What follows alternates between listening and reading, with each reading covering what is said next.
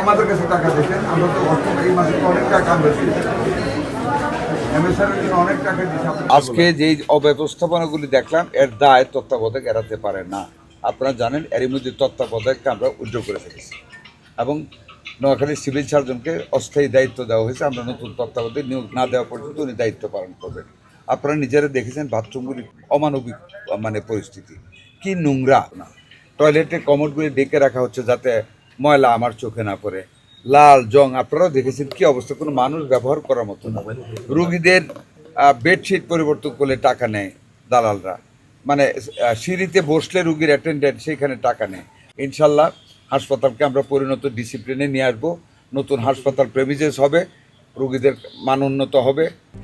RICL TMX, যুগের পর যুগ স্থাপনা থাকে মজবুত, ব্যবস্থাপনা উন্নত হবে, চিকিৎসা মান ইনশাল্লাহ। আমরা আমাদের বর্তমান প্রধানমন্ত্রী আপনারা জানেন জনাব তারেক রহমান, আমরা জনগণের গোরদুয়ারে স্বাস্থ্যসেবা নিশ্চিত করতে চাই। সেই কারণে নোয়াখালীতে একটা মেডিকেল কলেজ হাসপাতালও হবে, এই নতুন ভবনও হচ্ছে, পুরাতন ভবন ভেঙে আরেকটা ভবন আমরা করে ইনশাল্লাহ রুগীর শয্যার সংখ্যা আরও বৃদ্ধি করব।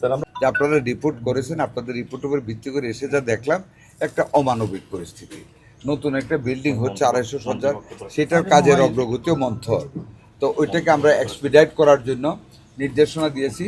আপনারা শুনেছেন যে 3 মাসের ভিতরে ওই বিল্ডিংয়ের কাজ শেষ হয়ে যাবে। ফার্নিচারের টেন্ডার হয়েছে, যন্ত্রপাতিরও আমরা টেন্ডার করে ফেলবো জুলাই মাসের 15 তারিখের মধ্যে। আর পুরানা বিল্ডিংটাকে আমরা কন্ডেমনেশনে নিয়ে আপনাদেরকে কথা দিয়ে গেলাম, আমরা আরেকটা 250 শয্যা বেডের হাসপাতাল এই নোয়াখালী সদরের পুরান বিল্ডিং আমরা স্থাপন করবো ইনশাল্লাহ, এবং কাজ শুরু করবো, টাকা ফিরে এই ব্যাপারে আমরা কাজ শুরু করবো।